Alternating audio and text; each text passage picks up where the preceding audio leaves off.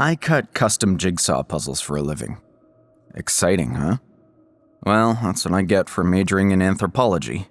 Pick a major like that and you can easily end up finding yourself jobless. Or, well, teaching anthropology. Once, back in the day, I'd imagined myself starting off as an archaeological technician, traveling the ancient sand-swept cities of the earth, unlocking the secrets of human history.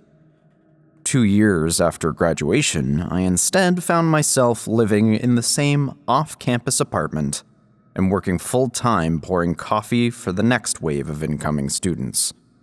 Until the puzzle thing came along, that is. I came across a die cutter on Craigslist while I was cleaning general clutter and pawning off the last of my textbooks.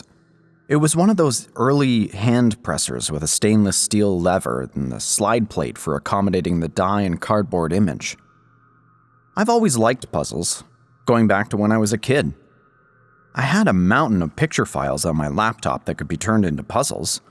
Not that I could really afford anything in the way of luxuries, and not that I really had room for it in the apartment I shared with my girlfriend, Hannah. I mean, I was clearing clutter after all. But the price was only $10. Ridiculous. And Hannah was both a web page designer and a business major, basically as broke as me, but up and coming, as she liked to characterize herself. It wasn't long before the impulse purchase became a website, the website became a business, and Your Life Puzzles became a bona fide trademarked entity. Don't get me wrong, it's not that we got rich. We did upgrade to a townhouse, though. And I'm done brewing overpriced espressos for college kids living on their parents' money. Also, the old die cutter is long gone. The machine we replaced it with can cut 100, 500, 1,000, even 2,000 piece puzzles. The whole process is automated, right out of my basement. We print our own postage and everything. The only real personal touch is the online correspondence I share with my regular customers. They think I'm a 35-year-old woman named Brittany. Somehow, the idea of marketing as a 35-year-old man named Brett seems rather less workable, if you get me, even in these enlightened times. And Hannah, now my wife, leaves everything but the webpage maintenance and accounting up to me. The picture of Brittany on our website comes courtesy of an indie book cover model who licensed her image to us for an even $100. Most of the orders are exactly what you'd expect. Baby pictures, vacation pictures, pretentious amateur landscape pictures shot from iPhones. And of course, there are the naughty ones. Hannah and I don't mind. We charge extra for those, just because we can. Some of them are good for a laugh. 3 years ago, I got the first of several orders from a customer identifying himself as Jervis. I was printing the day's orders and saw the message the moment it came in. I watched as the pick your payment frame light lit, then shook my head in pure stupefaction at the amount of money that came over. Hello, Miss Brittany. I am Jervis. That is me in picture with lady friend. Please make puzzle, 1,000 pieces. I pay $200. Thank you. The attached picture was a studio-quality shot of a completely bald 40-something man and his 20-something girlfriend or wife, both dressed to the nines and seeming, at first glance, happy as can be. Only on close examination could one see that the young woman's smile was strained, never quite reaching her eyes, and the man's hands, if you looked very closely, appeared to be squeezing hers, not just holding them. Everything about the man was big. His frame, his hands, his head, his eyes, his grin, his teeth. He did not look like a man who spent his off hours assembling Your Life puzzles. He looked like a freshly scrubbed television wrestler. And the money? The going rate for a 1,000-piece puzzle was $22, 27 for the naughty ones. The pick your payment idea had been Hannah's, and every now and then a kind soul would pay $30 or $35 just to help support the business. Our record contribution prior to this had been $50. I messaged him back. "Thanks, Jervis. That's so nice of you. But are you sure you want to chip in that much? I just want to be sure. I run an honest business, you know.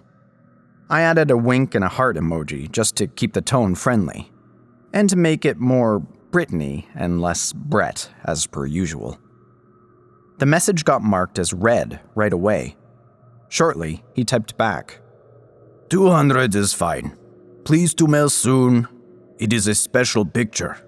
We are to marry. It is a surprise. It's for mother. The address was a post office box. Strange. Never got those in the custom puzzle delivery business. Jervis, that's very sweet. How proud your mother must be. Again, thank you so much. I'll overnight this first thing in the morning. Again, the response came in seconds. She is in wheelchair, my mother. She makes many puzzles. She will enjoy. I let it go, didn't respond. There wasn't much one could say to that. I'm not especially good at empathy. So I just shook my head at the screen.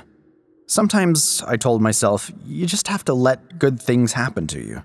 If the guy wanted to give up $200 for a puzzle, who was I to say no? But he wasn't done yet. He typed one more thing.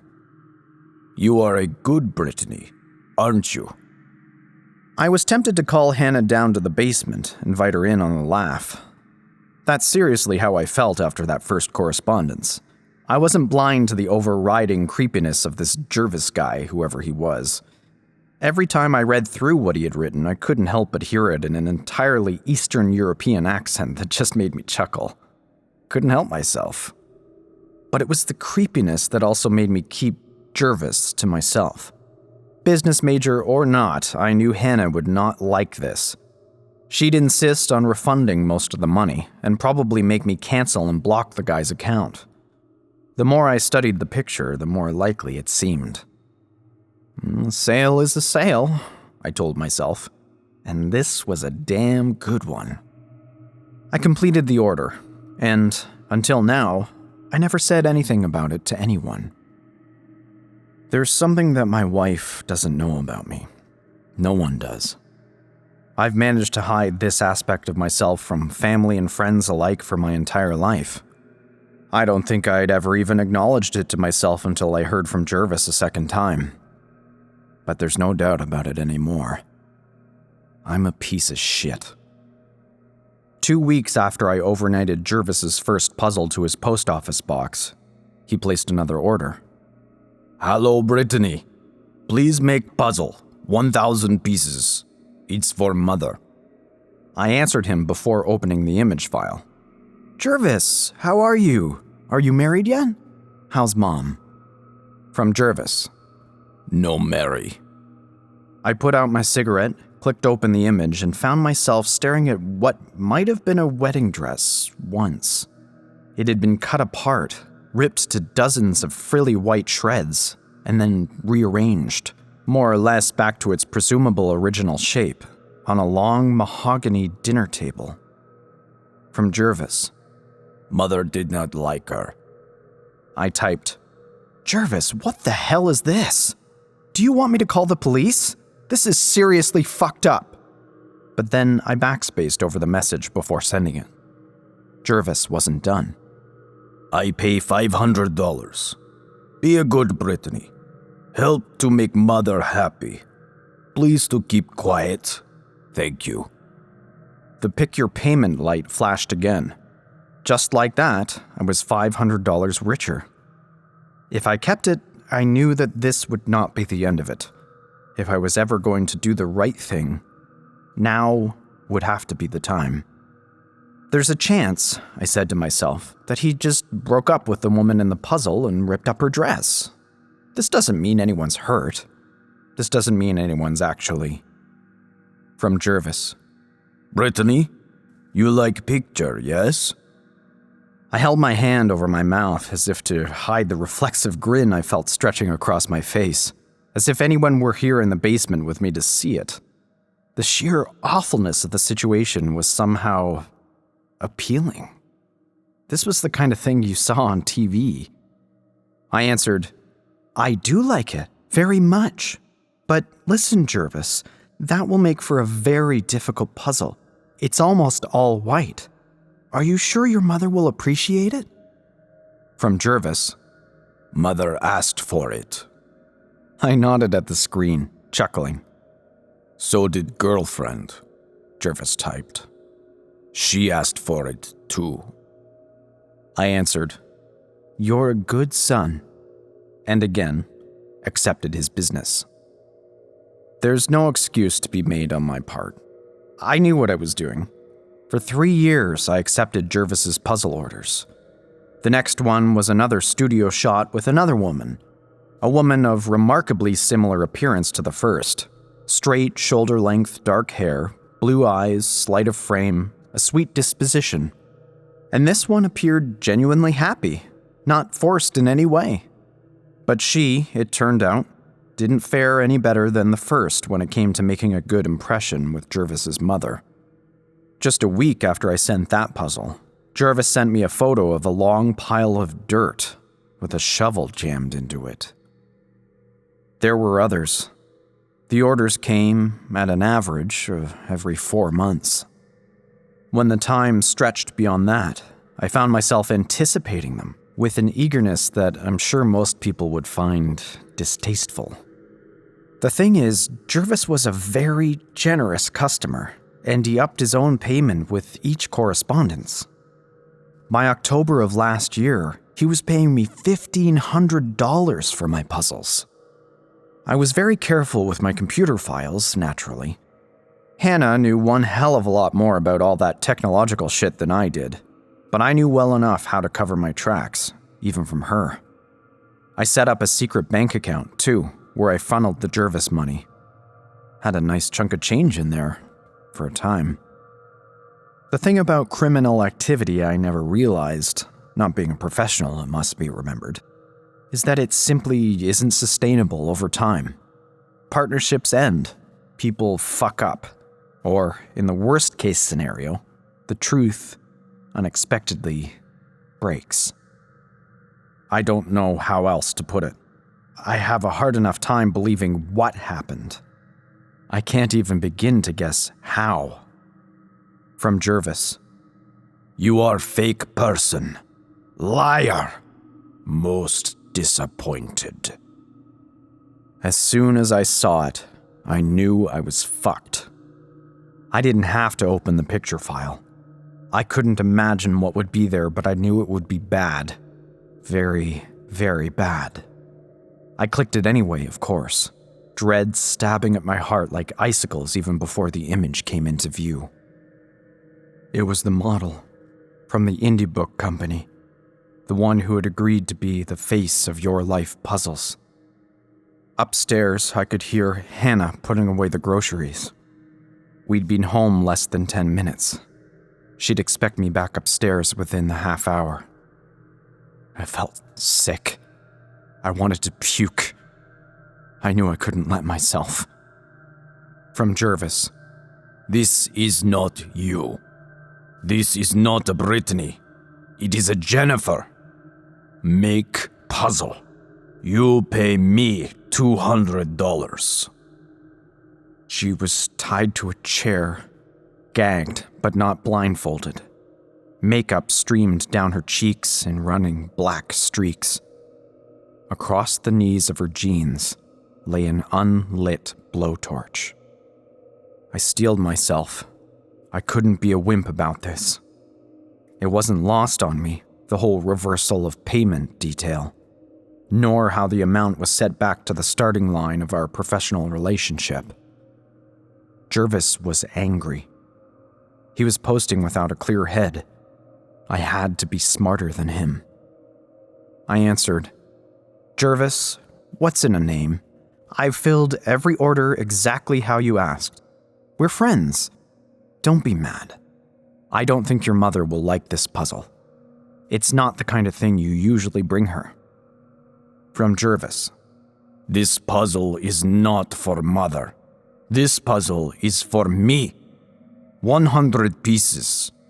Not so good at puzzles. Do this, fake person, or I make puzzle for you.